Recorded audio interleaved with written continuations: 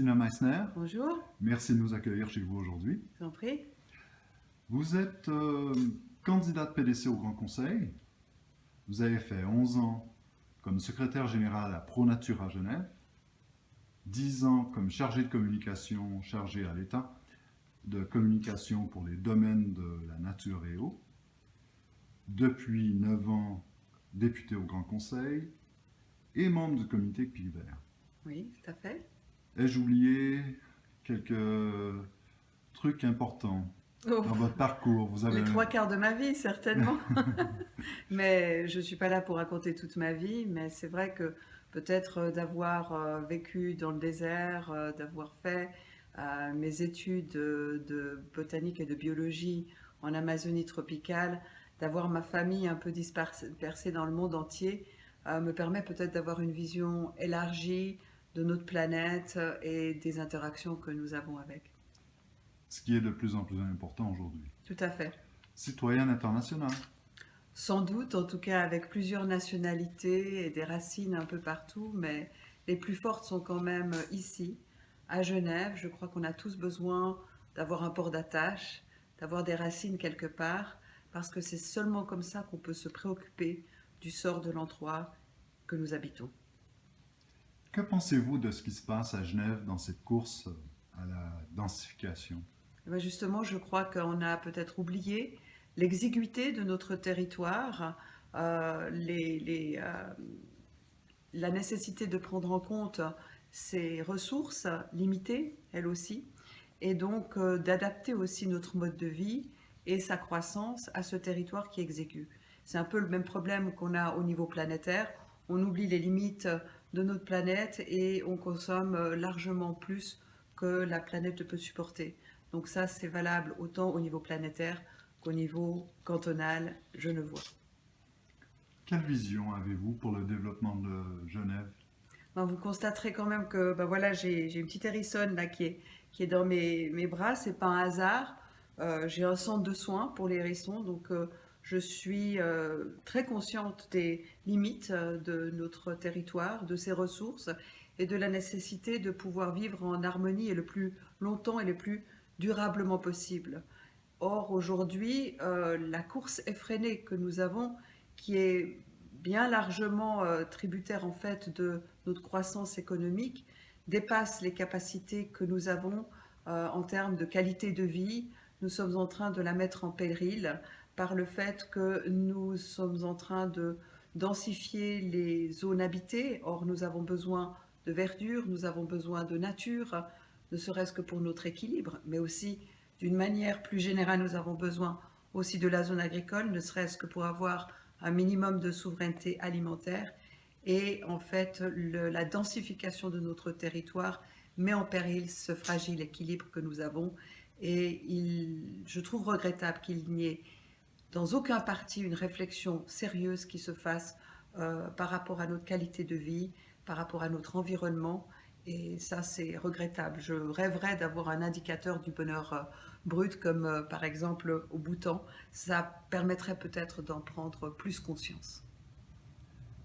Quelles seraient les solutions pour les pendulaires, qui est un problème assez important et Euh, qui je, est écoutez, lié? je dirais qu'aujourd'hui, on est confronté à un double problème, hein. On nous dit, là je l'ai aussi réaffirmé, la croissance économique rend notre canton très attractif. Donc on a des travailleurs qui viennent de plus en plus loin. Et d'un côté, on nous dit, ben voilà, il faut bétonner, densifier les zones habitées pour les accueillir, pour les rapatrier chez nous, pour ceux qui ont dû s'exiler en France voisine faute de logement. Fort bien. Et puis d'un autre côté, eh bien, on continue à construire des routes et encore des routes, ce qui fait qu'on peut les entraîner à vivre toujours plus loin. Donc on a la double peine du bétonnage et de notre zone naturelle et de notre zone habitée. Alors moi je dis la solution c'est déjà peut-être de retrouver un peu de raison par rapport à notre économie qui est surdimensionnée par rapport à celle à notre territoire. Et puis ensuite, aujourd'hui on est encore dans la logique de construire des routes, de construire des trams, alors que pour moi il faut passer déjà à la vitesse supérieure, penser au RER déjà qui est un mode de transport qui permet d'avoir une amplitude territoriale beaucoup plus large et de rendre notre SEVA utile, hein, puisque ça n'est qu'une colonne vertébrale, mais s'il n'est pas relié au reste, eh bien, il ne sert à pas grand-chose. Et puis, d'autre part, effectivement, il faut peut-être repenser à des modes de mobilité qui ne péjorent pas ni l'environnement, ni la qualité de vie.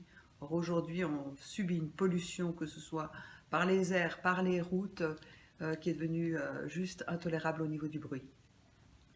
Vous prônez en quelque sorte une décroissance? Alors, on m'a déjà reproché de prôner la décroissance. Moi, je revendique très clairement le fait que nous ne pouvons plus continuer comme ça, même si par rapport à d'autres pays, nous avons encore une qualité de vie qui est extrêmement enviable. Elle est fragile et elle nécessite d'avoir véritablement une vision stratégique pour le développement de Genève qui tienne compte de la nature, de la qualité de vie, des habitants existants. Et je dois arrêter là et on doit recommencer parce que je crois que c'est un hérisson qui arrive. Hein, Coquinette? Oh. Je vous laisse avec elle. Oui, oui. Voilà, on est de retour. Vous venez d'accueillir un nouveau patient, un petit hérisson dans votre hôpital, clinique. C'est un centre de soins, SOS centre de Hérisson, soins. dont je m'occupe depuis 13 ans et j'accueille à peu près 200 hérissons par année qui viennent de toute la région. C'est un boulot à temps plein presque. En tout cas, un mi-temps, c'est vrai. C'est pour ça que je travaille à la maison, c'est plus pratique.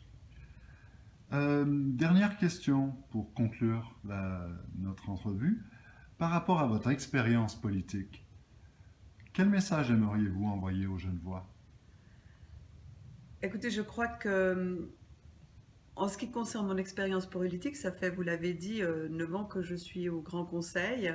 Je peux en toute honnêteté dire que je suis certainement la voix de la nature du Grand Conseil. J'ai déposé beaucoup de textes relatifs à l'environnement et surtout la nature pour qu'on s'occupe non seulement des jardins sur les toits pour les humains, mais des toits pour les martinets par exemple aussi, de la qualité de nos cours d'eau, de notre, en fait, la biodiversité d'une manière plus générale.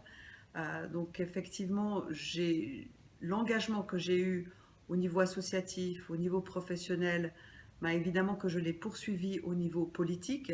J'entends bien le poursuivre aussi, et c'est la raison pour laquelle je me présente. Je crois que c'est plus aujourd'hui, je ne sais pas si les partis ont encore une importance. On doit voter pour des personnes qui s'engagent. Il y en a certainement dans tous les partis, mais on doit surtout voter pour des personnes qui ont envie de réfléchir à l'avenir de Genève en concertation avec les habitants de Genève et dans une optique d'un développement, je n'ai pas envie de dire durable, mais soutenable, et qui, évidemment, qu'on le veuille ou pas, englobe non seulement notre avenir de Genevois, mais du Genevois, c'est-à-dire de toute la région. La frontière qu'on a, elle est artificielle. Les cours d'eau, ils descendent vers le bas de la cuvette, donc on est obligé de s'entendre avec nos voisins pour arriver à une qualité de l'eau qui soit acceptable, et donc des cours d'eau vivants. Donc on est condamné à s'entendre, mais en toute honnêteté, en toute transparence, il ne faut pas que l'un prenne le pas sur l'autre. Et je crois que c'est comme ça qu'on peut arriver à avoir un canton durable et agréable. Un grand merci, Christina Messner, et à très bientôt. Merci beaucoup. Merci de votre accueil. Pas de problème.